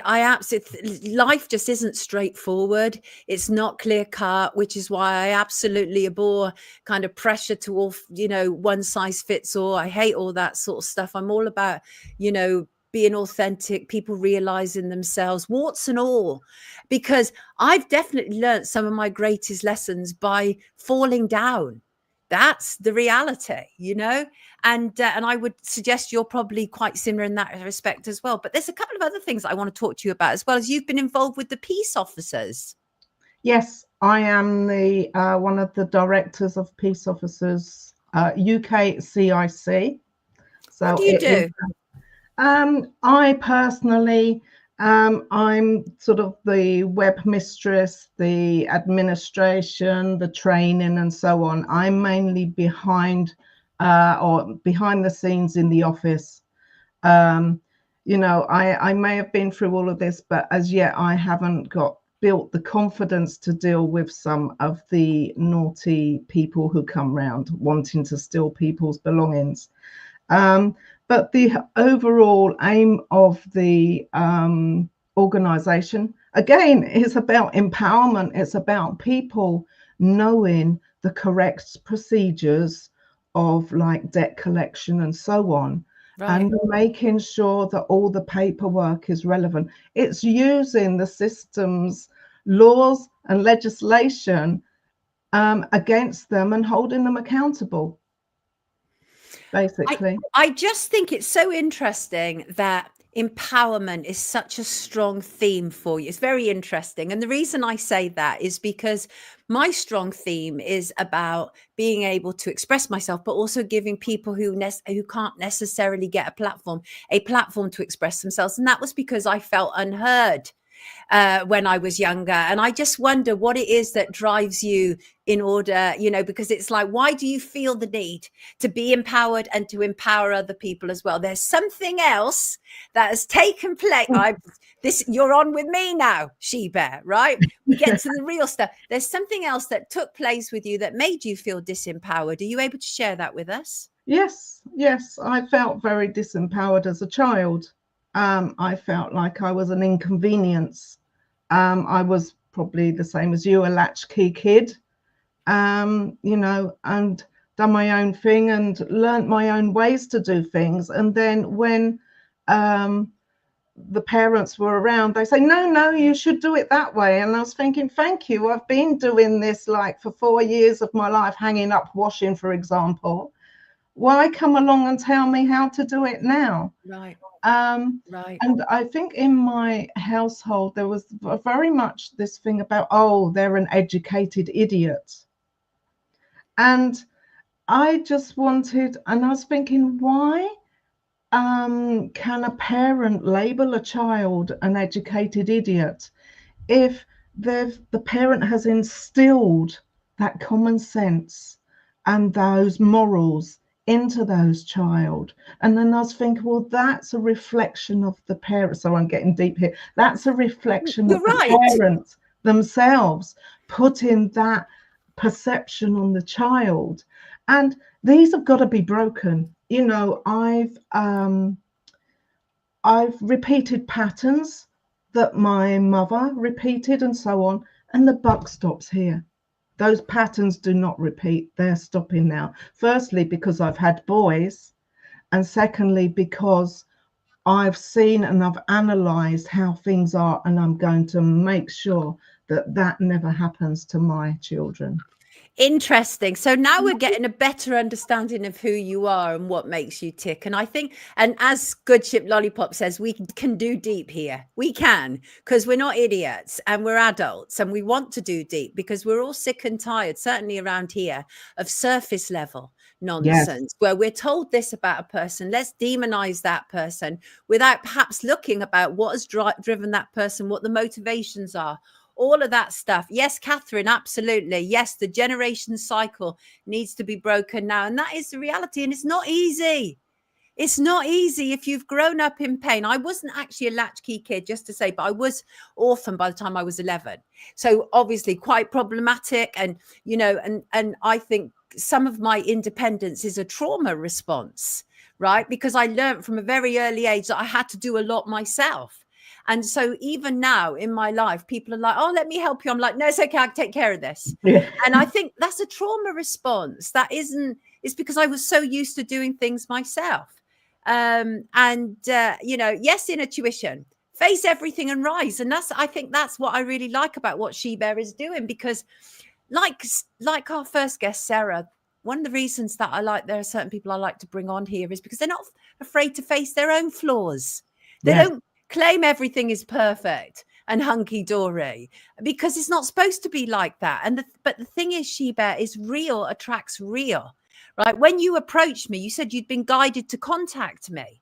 Okay. And then, viewers, I messed up twice with this poor person. Like, I'm really organized, but I don't know whether it was Mercury retrograde or just too much on my plate or whatever it was, but I messed up twice with She Bear. And then we realized that actually She Bear we could then book She Bear for the last live show before we break up for Christmas, and it all seemed absolutely right. And then everything that happened last week to do with Sarah Sharif and how they're going to use that to do with home education, I was like, that's why she had to come on.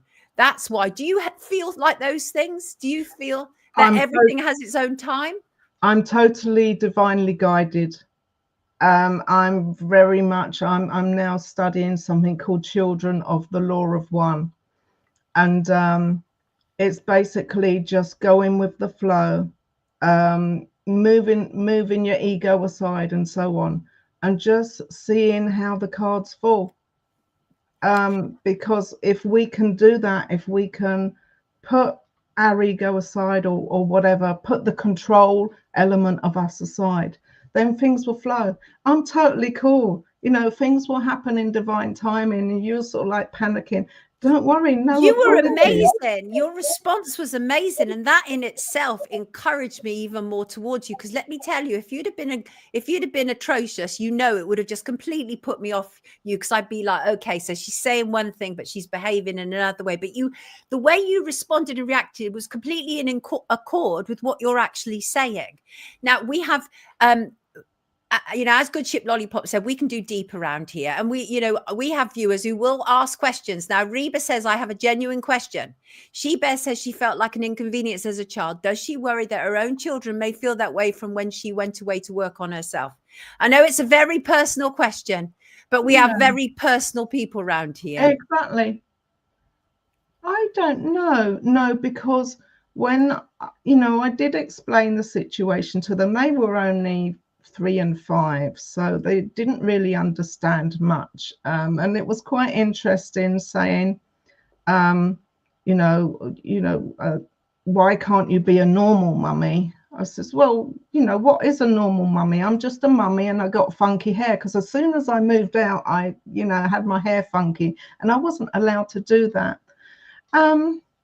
I basically said that I would put away, like parents put a college fund away for their children when they're young and so on.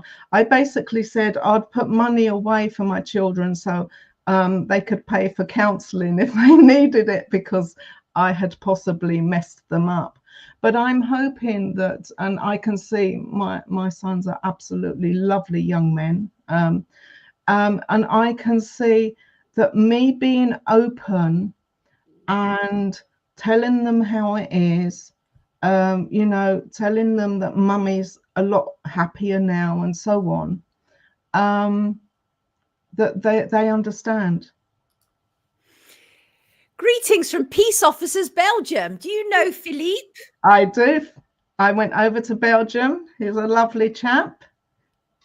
He's spreading peace officers in Europe for us. I mean, that's the important thing, isn't it? Is we have to keep each one teach one. And by the way, thank you for responding to that so wholeheartedly. Again, I think your authenticity is what's important, because we are actually sick and tired of people claiming to be something that they're not. But if they can be open and honest about who they are and their journey, people can embrace them more. This is one of the reasons why people like Holly Willoughby and Philip Schofield are so off-putting to people, because they lie so much about who they are, all these kind of TV people. And then when you realize who they really are behind the scenes, there's no coming back from it. Whereas if you put your hands up and say, yeah, look, okay, I did this. This was confusing to me. People can get around all of that. They really can, because it's real, it's authentic, and it's so important. Right. Lovely to have you with us. Do you celebrate Christmas? No. What did you do the other day? That was something with your boys, wasn't it? Well, I had planned, because Christmas is so commercial hype and so on. My bestie up in Leeds says, right, we're going on a doggy holiday, and that's basically we take our dogs with us, no other meaning. And we take our dogs and we just have chill out time, and we snooze when we need to snooze. We go, Love that. on the beach and so on. So before I went away, myself and my sons went for a Yule lunch in a garden centre. And that was, and we took the dog as well. He was allowed, Teddy. He's under there somewhere. And then, yeah, we've had, was it yesterday? On the 21st, we just basically, I got home from my trip and we had a lovely takeaway.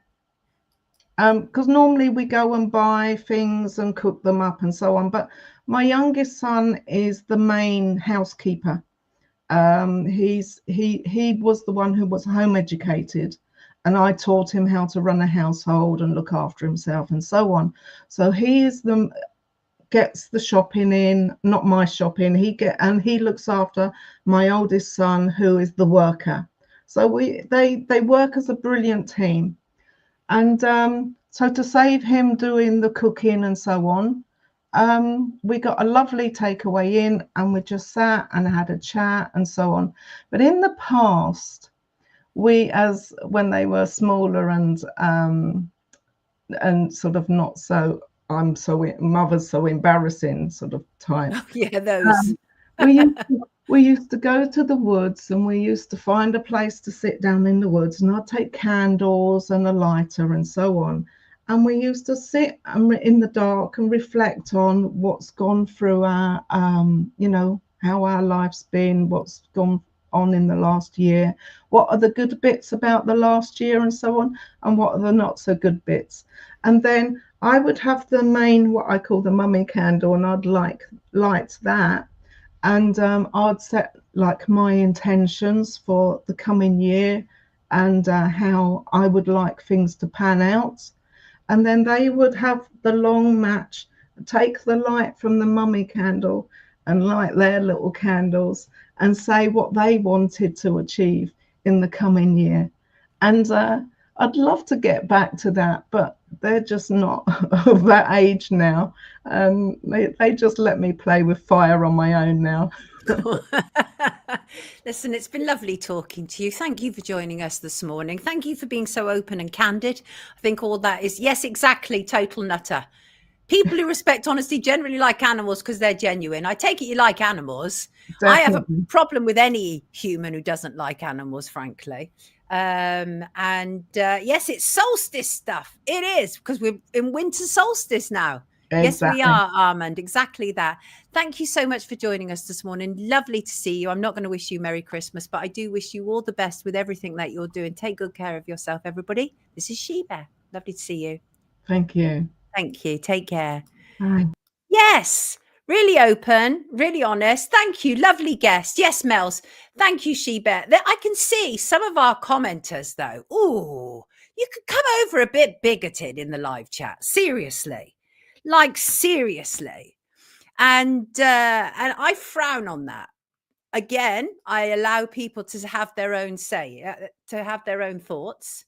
My mother spoiled me when I was a kid, says Stephen Hall, rather. Grand Yule, says Good Ship Lollipop. Indeed. I like her openness. I like her honesty. And because so many people aren't there, they're like pointing fingers. So let me tell you, some of the biggest mess ups are online. Our podcasters telling the rest of the world how it should be. I'd love to take a peek into their private lives, right, into their houses. Because it has been my experience oftentimes that the people who are kind of shouting the loudest about, how perfect other people should be are living not at all perfect lives. And nobody should live perfect lives because we're imperfect human beings, which is kind of like the theme, obviously, of this show today. There's nothing wrong with being imperfect. Nothing at all in every way. Right. I want to look at a gatekeeper. This proper gatekeeper. And I think it's really important that we call these gatekeepers out when we see them. This is a segment of the show that I've just named, actually, just this minute. I told you they were a gatekeeper, but they snuck in the door and made it look like they were one of us anyway. There's a few people that I would add to this. And Toby Young is one of them. Now, I appreciate that's a long and awkward title for a show segment, but you will get the gist when I explain more. Toby Young, long-term establishment hack, recent so-called freedom fighter who set up the Free Speech Union, yes, has been made a lord. He will be ascending to the House of Lords come January, a lord. He'll be literally elevated to the House of Lords.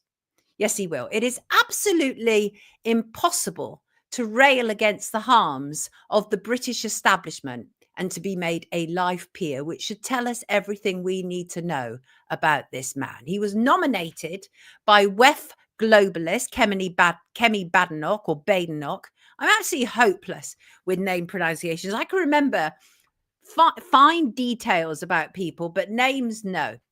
And the thing is that he's been elevated to the House of Lords at a time when he claims to be fighting against Starmer's anti-free speech establishment. Yet Starmer is the Prime Minister and Young becomes a Lord. They're on the same side. And that largely is because you want to know why? You want to know why? Because Toby Young is a Zionist. In fact, our Toby is a director of British Friends of Israel Limited, alongside Alison Pearson, who made a big hoo-ha the other week, Telegraph columnist, who made a big hoo-ha the other week claiming that the police had showed up at her door about a non-crime hate crime, but she wasn't telling the truth. That wasn't why the police were there. The police were there because they believed that she was behaving like a racist online. The whole thing stinks. They are all over infiltrating freedom groups. It stinks.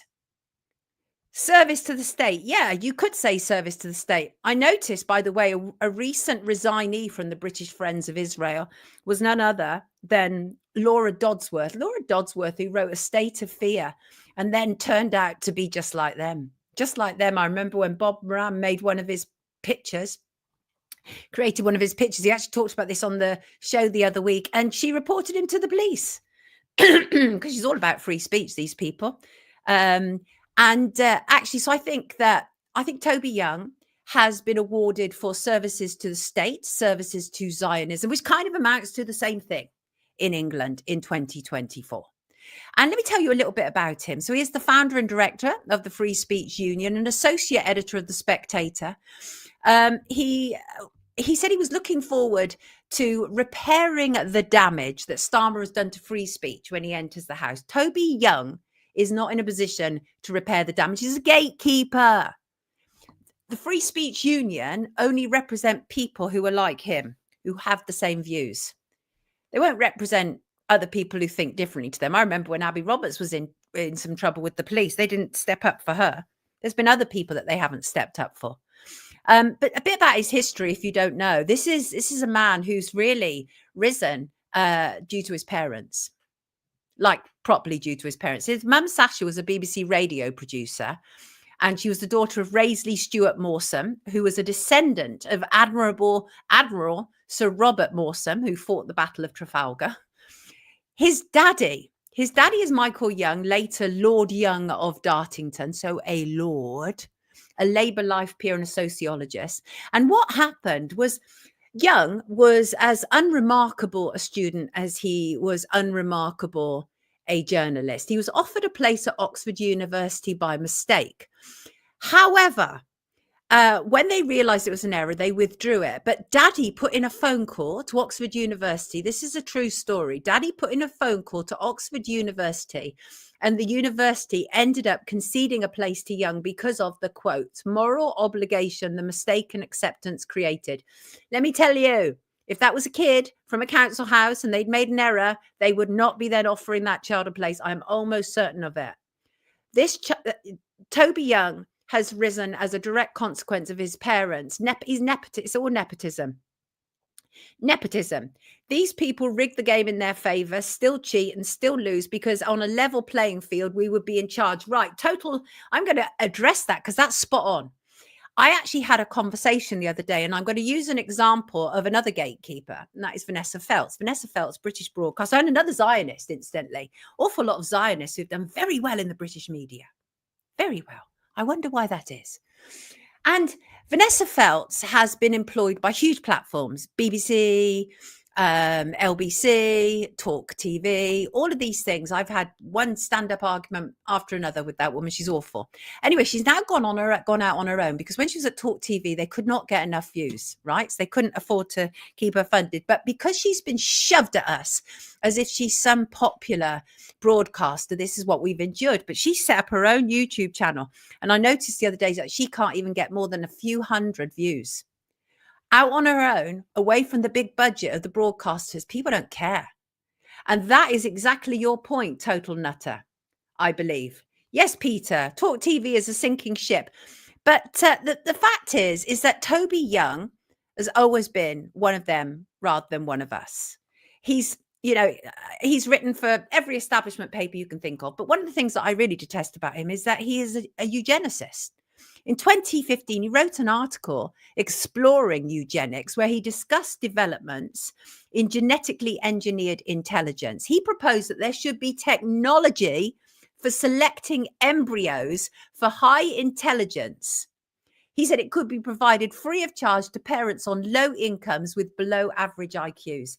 The insufferable arrogance of a man who has got where he's got, not on his own abilities, but because daddy put in a call to Oxford University for him. Yes, transhumanist. Yes. A lot of online influencers are bought and paid for now. Yes, they are. Yeah, that's a reality. Thanks, Kath. Appreciate that. And there's a infamous picture of him, which I think tells you what he's really about and the kind of people that he's been involved with. If I can just find it here. He hates this picture, by the way.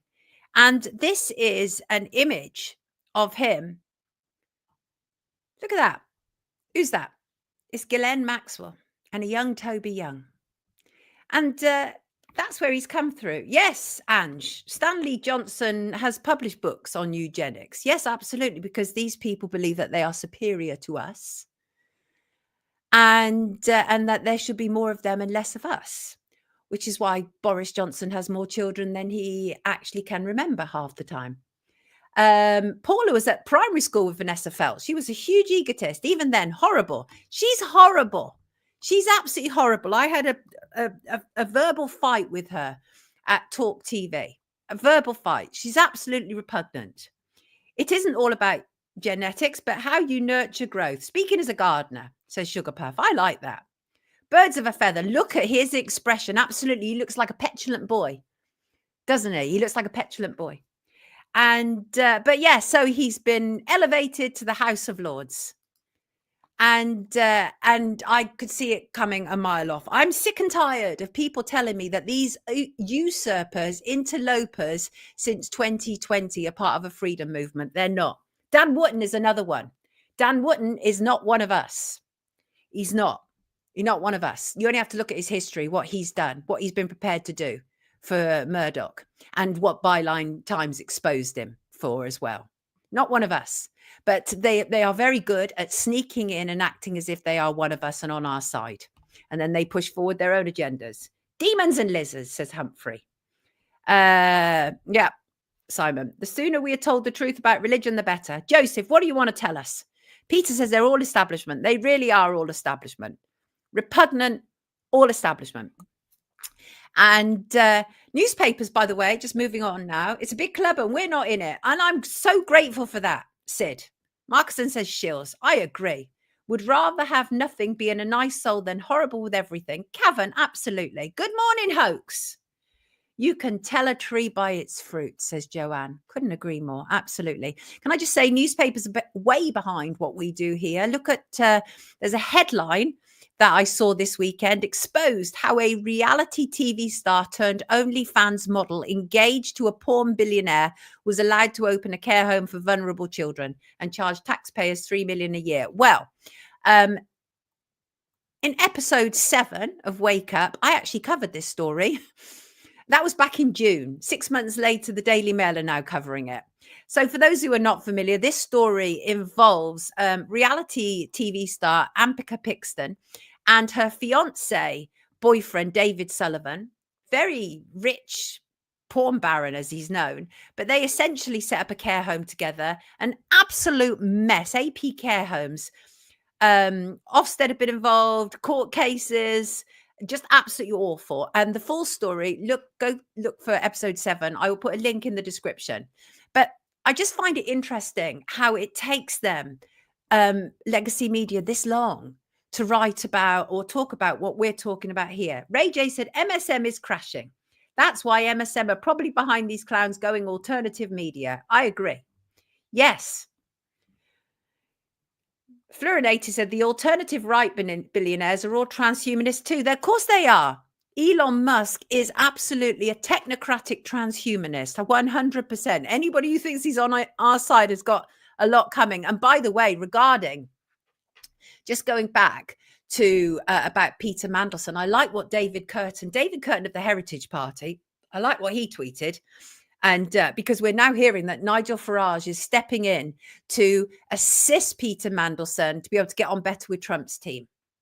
Now, that could all be, you could say, well, that's all for the greater good of the UK, right? That's one perspective. But another perspective could be Peter Mandelson is filthy. What is Nigel Farage doing getting involved with him? Yes, I agree with Curtin. Musk is as dodgy AF. Oh, Debbie Evans, lovely Debbie Evans, former nurse Debbie Evans, now of UK column. I trained with Dr. Hillary. He was a creep back then. Colon crawler. What the hell does colon crawler mean? But it sounds icky. Yes, it does. Lone scum. Well, they all have to swear an oath to the crown. They do. Absolutely. Absolutely, they do. People, it's 11:15. It's 11:15. Let me move on. And oh, look, something else we've warned about around here. It's as if we have a crystal ball or we've just been paying attention. I see that the government have updated their pub goers given choice to prove age with phones next year in boost for high street and hospitality sectors. From next year, people can choose to use digital identities. Don't tell me that young people aren't going to immediately do that, because young people a lot of the time aren't even happy carrying cash now. So that's troubling. That is deeply troubling. And this time next year, they'll be ordering their Christmas drinks and showing their identity with their digital app. And the government say digital identities could slash waiting times at bars and help avoid holdups at automated tills, allowing landlords to serve thirsty customers more quickly and easing frustration for high street shoppers. With digital ID set to drive economic growth that will ultimately put more money in people's pockets as part of our plan for change. That's the Labour government. What do we think about that? When I pay in cash, the cashiers no longer say thanks, just sigh. Drumstick, this is true. But here's the thing that you need to know about cash is that while some people refuse to handle it, they can't refuse to handle it if they've already given you the service. So, for example, if you've got into a cab and they haven't, like Uber, you have to pay immediately from your app. But if you get into a black cab or any other cabs, right, and you do the journey and then they say card only, well, you can refuse. They've already done the service. Same with hairdressers. Anything where they've already done the service before you pay, you can absolutely insist on the legal tender that is cash. Okay, because we know this is all about digitalizing us. That's what it's doing. That's what it's doing. Another step towards cashless. Yes, absolutely. We need to keep that. And Labour are going for it. They're going for it fully. So they're saying that a digital identity sector will generate 2 billion in revenue. They're actually saying that based on previous experience last year, using digital generated 2 billion in revenue for the UK last year. Well, they still apparently have that 22 billion black hole, but that's all right because they're busy giving money to the Ukraine. Yes. And so it's an inevitability. We still have to fight back against it. I went Christmas shopping on Saturday. I withdrew money from the cash point and I was paying in cash. And it was absolutely fabulous. And some of the smaller shops really appreciate it because they have to pay several times over if you use a card. Okay, so they really do appreciate cash. Use it or lose it. Just say no, Debbie. Yes, just say no. Absolutely, just say no. Absolutely vital. And also, I see that soldiers, British soldiers, are quitting in the thousands, despite Labour actually giving them this incentive of a pay rise. The armed forces are shrinking in the UK. Now, is it that finally, at last, people are waking up to the fact that they don't want to be collateral damage in a rich person's war? Is that what and they realise that these are perpetual wars that we're caught in the middle of? Is that what's happening? Are people realising that? But what concerns me is that they're telling us this in order to then go for conscription, because all year we've had mainstream media putting out these little stories bit by bit, and it's all leading towards conscription. Conscription, of course, is where you are forced to sign up. We've had 2 conscriptions in the UK. The first conscription took place during and after the First World War between 1916 and 1920. And that was when single men aged 16 to 40 were called up for military service. The second conscription period happened in the Second World War between 1939 and 1960. It's awful. What's with this grocery tax I am seeing? I would never fight for a word beginning with W and rhymes with anchor. I hear you. Lying about their age creates more bar revenue than digital ID. Right. I was surprised to hear that 18% of trade in Denmark is still in cash. Okay. Got you. Got you. So, yeah, I think that's where it's going to. I think that's where they're heading towards. We've got to be careful. We've got to be so careful. And I don't eat turkey and meat, and that will not form any part of our Christmas dinner, but I still make one of the best roasts around. Yes, I do. Fact. And I don't care what anybody says about that. But look at this. They're culling turkeys in the name of bird flu in the UK. Now, my attitude towards this is actually that it's even worse. It's even worse than killing them for your dinner, because at least killing them for your dinner has some purpose. But just to kill them outright for no good reason other than they're saying it's bird flu is all wrong. The new age children won't do war, says She Bear. Got you. Merry Christmas, Vendetta.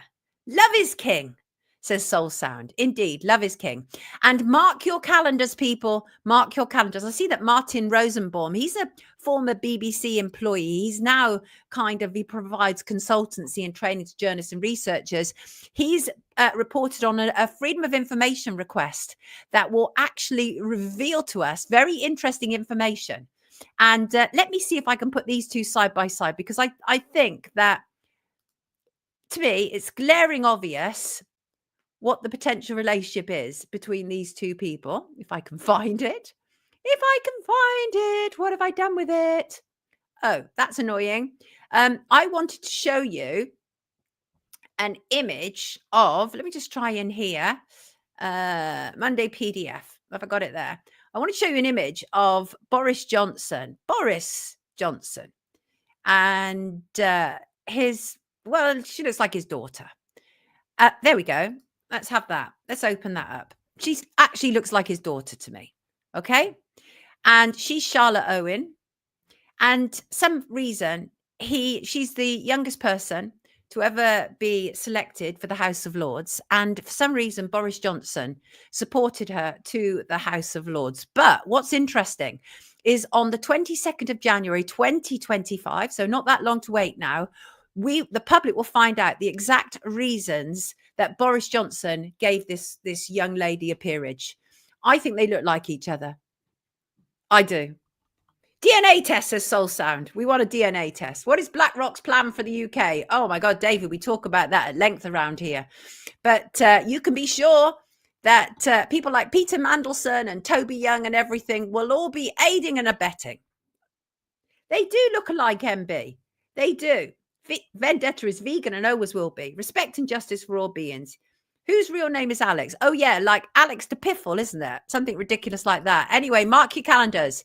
22nd of January, 2025. We're going to find out, apparently, why she is there. And Donald Trump says his transition team seeks to pull the US out of the World Health Organization on day one. Well, let's see if that happens. Let's see if that happens, because he promised that before. This is not the first time that Trump has promised to do this, by the way. He promised during his first term, and it was set up to happen when Biden came to power, and so it never happened, right? They need to make it day one this time. But I tell you what, if he did that, if he and Kennedy did that, I would have to take another look at what they're about, because that would be huge, really huge. And shocker, it turns out the Royal Society for the Protection to Animals, it's RSPCA, I forgot what it all stands for. It's not actually doing what they claim to.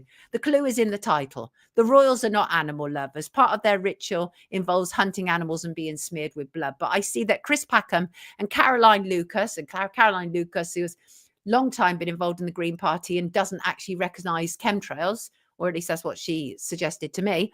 But they've pulled out of this animal charity because actually it turns out that the RSPCA is actually legitimising cruelty. There were hidden cameras at a RSPCA approved abattoir. Terrible, terrible things happen to animals at abattoirs. And I don't just mean the killing of them. There is also brutality. And at these RSPCA approved places, some people, they see on their meat, RSPCA approved, it must be good. Well, no, actually, the RSPCA has long been a toothless charity, absolutely hopeless. Far better are charities like Animals Asia. RSPCA is all about towing the party line.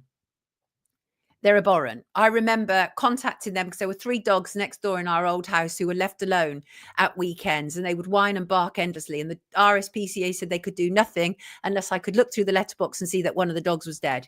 The RSPCA told me that. Right. So the RSPCA are absolutely rubbish. And I'm glad to see that people are pulling back from them. Closing in now. Friday's show is a bumper edition. It's a pre-record. It's over 3 hours long. So settle down. Still undecided whether to run as a live stream or an upload. Think because of the length of it, it will probably be an upload. Next Monday, I'm going to be joined in something of a spontaneous manner by some of my favorite people who joined me throughout 2024 on here, and some people that have not necessarily joined me that I've met throughout 2024, and I really rate them. And I want to hear from you, our glorious viewers. Tell me what news stories of 2024 interested you and why, and I will read out a selection on our pre-New Year's Eve show. Contact me at Sonia Poulton at skygot.com and tell me what moved your world in 2024. And it doesn't have to be what the rest of the world know. It could be something that is personal to you. Okay. And we take a look at World Hose Welfare. They would be great to interview too. Are they animal charity? Yeah, Cara. Looking forward to Friday. Me too. James, horrendous. 1.5 million chickens culled in the USA because of bird flu. Yes, Neil. That is a massive news story about what has been happening to our elderly and the failures of NHS and doctors. Absolutely. Right, sweet people. I want to talk about this. You came here to rewrite the rules they depend on. Now, that isn't an original quote from me, but I heard it from a friend and I said, I love that. That resonates with me so strongly. That's how I see myself. That's how I feel a lot of the time. Someone whose job it is to challenge the existing status quo that has been set up to benefit the very few and disadvantage the very many. I'm all about breaking from convention. And obviously, as we know, as we've heard with our guests, Christmas is a time of great tradition. But as we've talked about today, that can come with many stresses and strains if you don't comply to this kind of normal idea of what is right and conventional. But you're not here to go along with the crowd. No, you're not. And the chances are, if you watch this show, you definitely are not. You are here to be, because you've been set apart. You literally have not been sent here to fit in. That's my reasoning. That's what I believe. And, you know, the thing is, you are also here to make your decisions in life based on what is truly best for you and yours, right? Not what the 9-to-5 hamster wheel tells you is right for you, but what you know is right for you. It's not that you are necessarily a rule breaker, although you may be. You are a change maker. Yeah, you are. Your very existence, your very presence illuminates what is wrong in this world. It holds up a mirror to others. And I think about this as a journalist who would never accept an establishment award because my job is to question the establishment. And I think about this when I see the toadian arsewipe of a Toby Young, right, being given a peerage. For many years, he was portrayed, as I've said, as an anti-establishment rebel. But that was nonsense. Now he's proper controlled opposition, a gatekeeper. I'm not interested in people like him. I'm talking about people like us, the real, authentic rebels who are here to make a difference, to make a change. No sheeple in this chat, Lisa. Birthday girl, Lisa. We haven't woken up. We've been woken up, says Brett. There are no aliens. Grow up. What on earth is Neil talking about? Toady and arsewipe. Yes, Craig. Yeah. That's what he is. That's what he is. Can't stand him. Can't stand him. And but my very presence, it illuminates who he is, what he's about. Because I refuse to comply, right? Which a lot of the compliance is obviously at the cost to us, the people, right? I won't comply. I won't comply. My job is to be here for the public from all around the world, right? There are no exclusions here at Wake Up, okay? The only exclusion is if you're an a-hole, right? That's the only exclusion, really, or if you're a liar. But for the most part, it's all about welcoming people. And so, as I say, your presence is testament to how powerful you are. And I love the fact that She-Bear was talking about empowerment because I think that completely fits in with where we're at right now. Yes, Cara, I'd love to. But that never happened. I tried and it didn't happen, didn't come about. And so here's what I want to say to you about right now and about who you are. And that is strive for progress, not perfection. I think that perfectly fits in with what Sarah Wheeler was saying today. And on that note, really, I want to thank all you complete unique beings who gravitate towards this show. I want to thank everyone who contributes to Wake Up, from the wonderful people who are able to finance me. That's important. That means I can dedicate myself to doing this show and do not have to earn a living elsewhere. It keeps the lights on, gets the internet bill paid, all of those things. Thank you very much. Your financial contribution means the world. And that's what enables me to keep showing up twice a week and extending, hopefully, in the new year. And I want to thank my two wonderful mods, Crazy Bunny and Soul Sound. But I also want you to know that finance is not the only contribution that counts around here. Liking, sharing, subscribing. Subscribe to the channel. Please, people. Let's get to 100K. Those things matter. Telling your friends about Wake Up. Leaving a comment all helps with the algorithms. Sending me your images and your pictures. And Lisa, I'm going to have to save your geoengineering picture to next week. But that's fine because I want to show, there's other pictures that you've also sent me that I want to show in our Christmas special because they're so cute. And but whatever contribution you make to Wake Up, know that I appreciate it. So I want to thank each and every person who has contributed to Wake Up since we started, be that guesting on here or being a viewer, sending in your thoughts and pictures. I appreciate you all. Thank you. I want you to have a terrific Christmas. If you celebrate, and if you don't, then celebrate yourself. Much love. As I say, the show on Friday is a pre-record, but we're back to live next Monday. And I think that we cannot end this pre-Christmas edition without a little bit of this. Ho, ho, ho! Merry Christmas! You can't handle the truth. Truth. Good morning, beautiful people. We are live. The sun is rising, the sky is blue. Good morning, grand risings, let's see what's new. It's the time of day for Sonia and crew. Good morning, grand risings, it's time to wake up with Sonia Poulton. Sonia Poulton, Sonia Poulton, Sonia Poulton. Merry Christmas, everybody. I love you lots. Thank you so much for being here. This has been a tremendous year. I want to compile some stats about where we are at with Wake Up. It's been a brilliant journey and I love it and I love you all. And take care. First time here today, says the bomber. No need for the, I don't know what that means. If I can get the hounds and me in a pick, I'll send it in after a few filters, of course. Send them, Shug. Listen, everybody, happy Yuletide, as the Blue Nomad says, or happy Christmas or happy holidays, whatever works for you. Have an awesome Christmas, everyone. Take good care of yourself. See you back live next Monday and on Friday, as you know, pre-record. Take care. Have a great week.